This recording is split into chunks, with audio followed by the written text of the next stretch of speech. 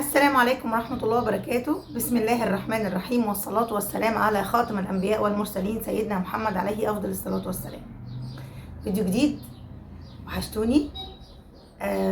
أسفة جدا إن أنا شكلي تعبان، بس كان لازم أشوفكم ولازم أتكلم معاكم. بس أنا فعلا كان عندي شوية حاجات إن شاء الله بإذن الله هنعمل عليها فيديو. أنا من شهرين تقريبا اتنصب عليا في فلوس عمرة، فالله المستعان. فهو دلوقتي ان اللي نصب علينا الحمد لله الحمد لله اتقبض عليه، وهو المفروض ان هو هيتحكم عليه باذن الله تعالى. بس هو بيتحايل على القانون بمحاميين، ما شاء الله معاه فلوس يدفع المحاميين ومش معاه فلوس يرجع لنا فلوسنا. يعني سبحان الله ولا حول ولا قوه الا بالله. هو نصب مبالغ كبيره، فهيرجع لمين ولا لمين؟ فطبعا انا هعمل فيديو كامل عليه، بس لما يتحكم عليه في قضيتي، علشان ما حدش يقول ده هي طلعت قالت كلام وبدون حكم قضائي. فان شاء الله القضاء يقول كلمته، قضاء النزيه، وان شاء الله باذن الله تعالى ياخد جزاؤه. مع انه والله حرقت قلبنا وتعبنا، ما يكفلوش حتى لو خد 5 سنين ولا يكفيني والله. بس هي الفكرة ان انا لما بروح الجلسة نفسيتي بتتعب، ذهنيا ونفسيا ببقى تعبانه. فانا بس عندي يعني رجاء للناس كلها اللي بتسمعني دلوقتي، لو سمحتوا العمره الترانزيت، العمره اللي بالقسط، العمره اللي بالفيزا، ادفع جزء وخلي جزء لما ترجع. يا ريت، لا يا ريت يا جماعه نتحرى الصدق من الناس اللي جايه، اللي احنا المفروض رايحين ندفع لها الفلوس. يا ريت يا جماعه ناخد بالنا. الحمد لله رب العالمين انها جت على قد كده. بس علشان خاطر يعني انا بقول كده ليه، او بقول لكم ليه، علشان لو في حد تاني ما يقعش في نفس الفخ ده. ويا ريت كلكم تقولوا لبعض، يعني كل اللي بيشوفني يقول للناس اللي هي ما بتشوفنيش، ان علشان خاطر بس للنصيحه وللتوعيه. لان انا يا دوبك اتنصب عليا تاني يوم لقيت والدة واحده اعرفها نفس الموضوع نفس القصه. الحمد لله ان انا كان لسه منصوب عليا، فهم ادركوا الموقف فما راحتش.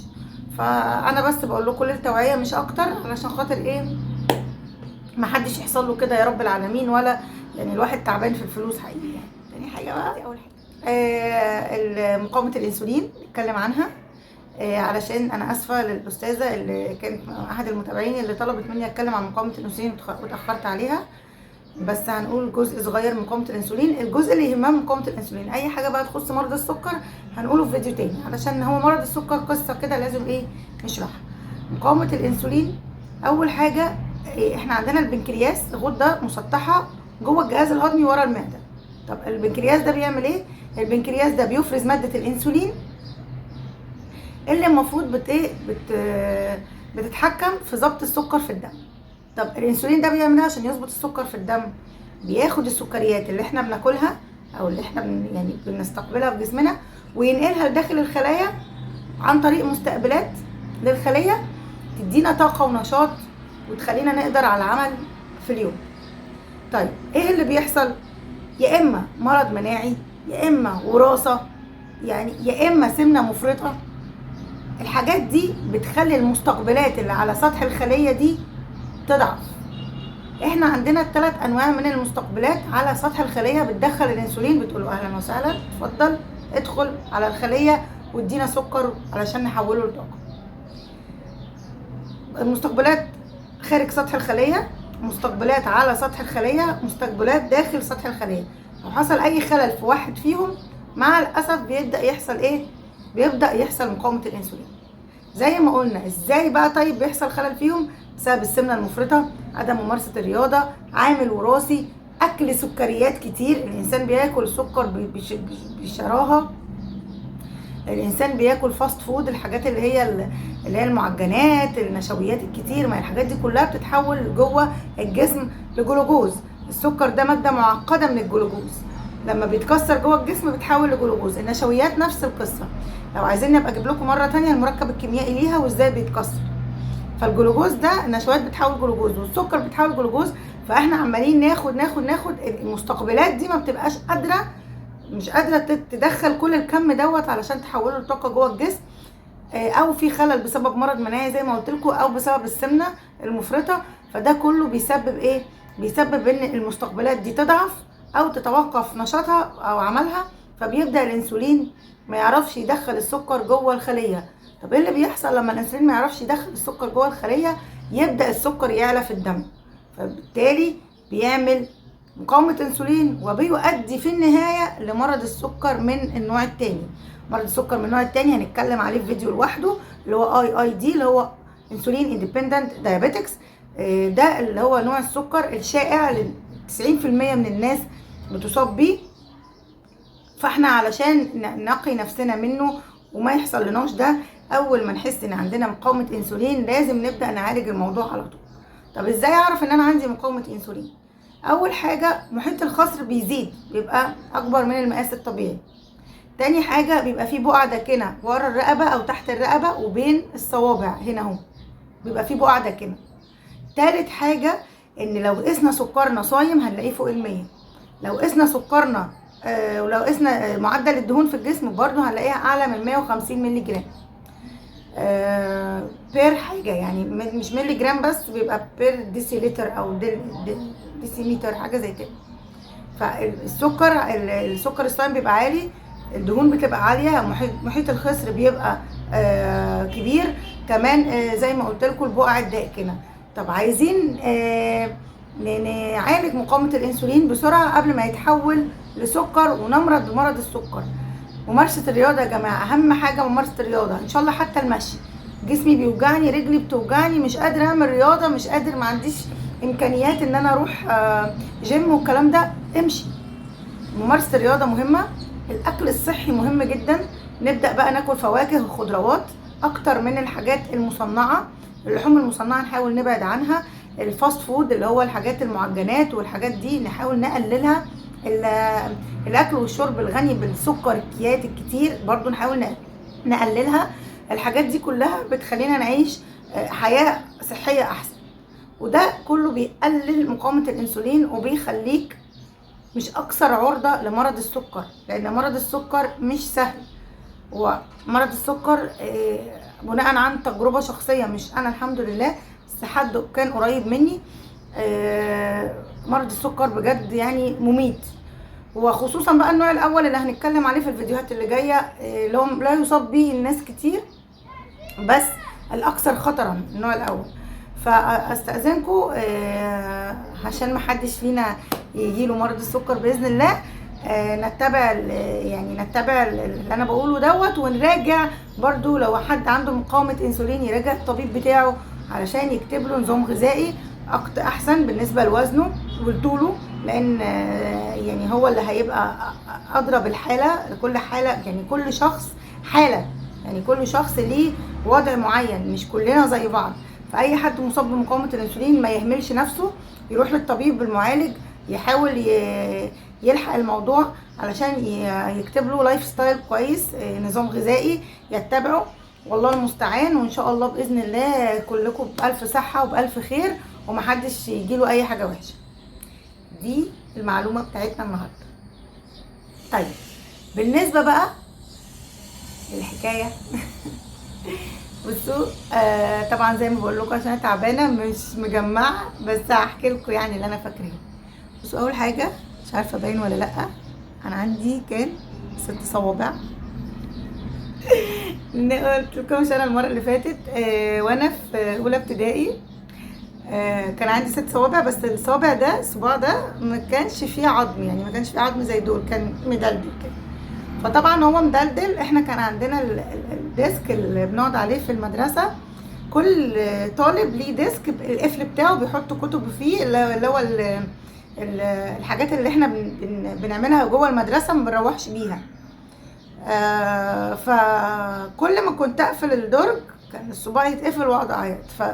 فزمايلي زي ما قلت لكم كان في مجموعه متنمره، فزمايلي دول عفوا كانوا يتصيدوني بقى، اللي هو تعالي هو ده اللي بيوجعك تعالي. فكانوا يشدوني منه، يشدوني اعيط، اغمض عيني يقوموا ضاربيني بالبنيه في وشي. فكان يعني كانت نكته، يعني كان في مجموعه بتعمل كده. فجت سريتا اللي انا كنت ذكرتها في الفيديو اللي فات، برضو كان انا كنت اصغر طالبه يجي لها استدعاء ولي امر، ما شاء الله عليها. راحت برضو كلمت والدتي وجدتي وجم، عملت لي استدعاء فجم، فقالت لهم اللي بيحصل، فلا مش هينفع، ده هي كده ممكن يحصل نزيف او يحصل مشكله، احنا مش هنقدر نتحملها، فيا ريت نعمل لها عمليه ونستأصل الصباع ده. وفعلا ماما وجدتي ودوني للدكتور وتم استئصال الصباع، والدكتور طلب من ماما ان هو يحتفظ بالصباع عنده على اساس ان هو يعني حاجه غريبه، وشكل الصباع غريب، كان ليه ضفر وكل حاجه وعقل، عقل اللي هي دي، كان ليه عقل وليه ضفر وكل حاجه، بس ما كانش فيه عظم متثبت هنا. فكانت دي اول حاجه بالنسبه كنتش قلتها لكم. وصلنا المره اللي فاتت لان انا رحت كنت في 5 ابتدائي واتنقلت بقى كنا واخدين 5 و6 مع بعض زي ما قلت لكم، ما كانش في سنه 6 على ايامنا. واتنقلت المدرسه من ابتدائي من الرحيبات لمدرسه اسمها النبار. فكانت والدتي قالت ان النبار دي كل الناس اتنقلوا فيها، فاحنا خلينا في مدرسه كان الناس قالت عليها احسن يعني، وانا كنت متفوقه جدا، فكانت عايزاني ابقى في حاجه يعني افضل، فودتني مدرسه تانية اسمها فتحيه بهيج. طبعا الظروف اللي انا مريت بيها الكام يوم اللي فاتوا دول، معلش انا اسفه والله، كنت عايزه اجيب لكم صوره المدرسه هجيبها لكم المره الجايه. ف اللي حصل يعني ان انا رحت مدرسه فتحيه بهيج، كانت مديره المدرسه اسمها مواهب، لن انساها ابدا، اشد مديره مدرسه ومدرسه على الاطلاق مرت عليا في حياتي، كنت بترعب منها حقيقي يعني. الحمد لله رب العالمين. بقى اول ما دخلت مدرسه في اولى اعدادي اتصدمت، اللي هو مش دي المدرسه اللي انا متعوده عليها، مش دي الحياه اللي انا مش دي خالص يعني. اولا الديسكات متكسره، الكلام ده اللي انا بتكلم فيه ده من 30 سنه يعني، الله اعلم الحياه عامله ايه دلوقتي يعني، بس انا ولادي ما بيشتكوش. ديسكات متكسره، المدرسين اللي بيدخل يشرح والمدرسين بيدخلوش يشرحوا، فانا بدات انهيار عصبي بقى. موضوع الدروس كنتش عارف حاجه عن موضوع الدروس ده، كنتش باخد دروس اصلا.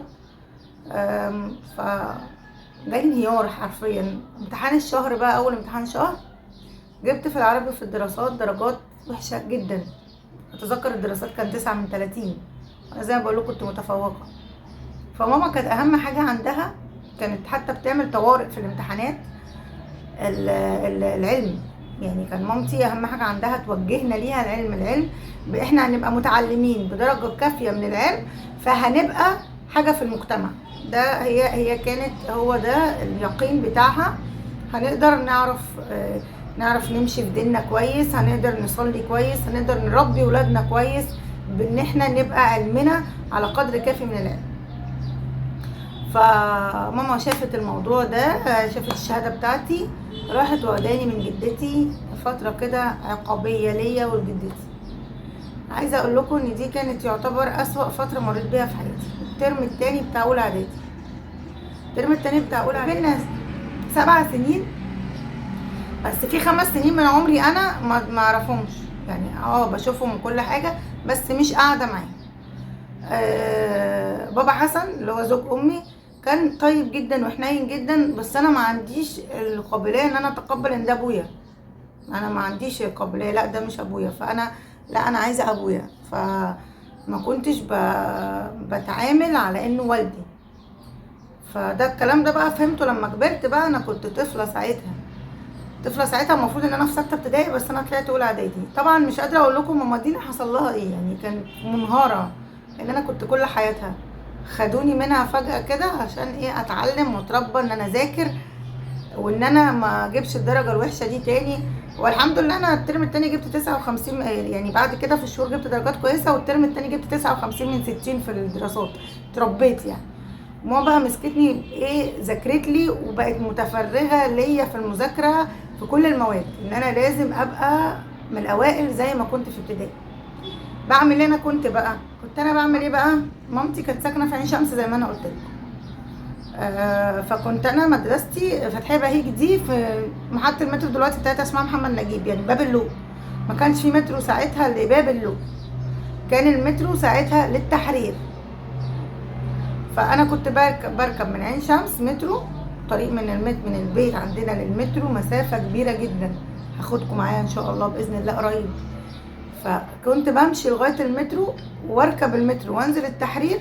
لا، انزل اللي هي محطه الشهداء دلوقتي اللي كانت مبارك قبل كده، انزل مبارك واطلع بالاشتراك. بقى زمان الاشتراك كان سداح مداح، ما كانش بالرحلات والكلام ده معاك الاشتراك 3 شهور بيدخلك وخرجك من المترو زي ما انت عايز. واطلع رمسيس اروح لجدتي وبعدين اروح المدرسه. طب ايه ده؟ انا كنت بعمل ايه؟ كنت بصحى 4:30 الفجر وبركب اول مترو. حرفيا اللي انا بقوله ده كان بيحصل من كتر حبي في ماما دينا. فماما دينا علشان الموضوع ما يبقاش صعب عليا بقيت انزل رمسيس، بقت هي تجيلي عند محطه الشهداء تستناني في جامع الفتح اللي انا كنت مصورها لكم برده في فيديو قبل كده. جنبيه محطه اتقفلت دلوقتي، هي دي المحطه اللي كانت بتستناني فيها، برده هبقى اوريها لكم. كانت بتقف تستناني فيها، اطلع اقعد معاها شويه ابوسها واحضنها، نقعد ممكن نتمشى شويه او نتمشى لغايه المدرسه. قعدنا على كده لغايه لما اتحسنت دراستي واتحسنت انا ومامتي رجعتني تاني متفوقه. وبعدها بسنتين على طول المدينه توفت. بس الفكره ان انا ايه، الفتره دي كانت برضو صعبه عليا، ان انا نقلت من بيئه لبيئه فجاه، من مكان لمكان فجاه. مسافه الدراسه اللي انا اروح مدرستي طويله جدا عليا بالنسبه لطفله في السن ده. انا بالمناسبه من الموضوع ده خليت بنتي وابني الاثنين مدارسهم جنب البيت، ومش مشكله انا شغلي بعيد او انا عندي مشكله او انا بتعب وانا رايحه وانا جايه، بس هما كان اهم حاجه عندي ان مدارسهم تبقى جنب البيت علشان ما يواجهوش الصعوبه اللي انا واجهتها، لان الموضوع كان صعب جدا. وخصوصا بقى كمان في الرجوع كان في وسط الزحمه في وقت خروج الموظفين.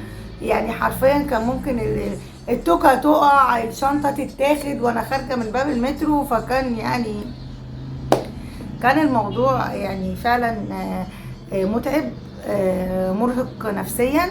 فدي برضو كانت فتره كانت صعبه وتقيله عليا، ان انا مش علشان مامتي ولا بابا حسن ولا اخواتي، لا علشان انا اتنقلت من مكان لمكان فجأة. وانا كنت ماما دي متعلقة بيها جدا جدا وبحبها قوي، فاللي هو لا انتوا ما تاخدونيش منها. فكنت انا يعني بحاول اشوفها كل يوم بالشكل ده. وعلى فكرة ساعات وانا راجعة كنت برجع مشي برضو من المدرسة علشان خاطر اروح اشوفها وازورها، والاقيها بقى جايبالي كيس كده مليان حاجات حلوة وحلويات، عامله لي اكل بقى حلو علشان خاطر ايه، تغذيني يعني. فكانت يعني حاجه حنينه جدا يعني كده. بس يا جماعه هي دي كانت الحكايه بتاعتنا النهارده والمعلومه بتاعتنا، وان شاء الله باذن الله تكونوا استفدتوا. وان شاء الله الفيديو الجاي احاول اطول شويه ويكون وشي بقى احسن واكون انا بقيت احسن. وان شاء الله باذن الله اشوفكم على خير وبخير يا رب العالمين. والسلام عليكم ورحمه الله وبركاته.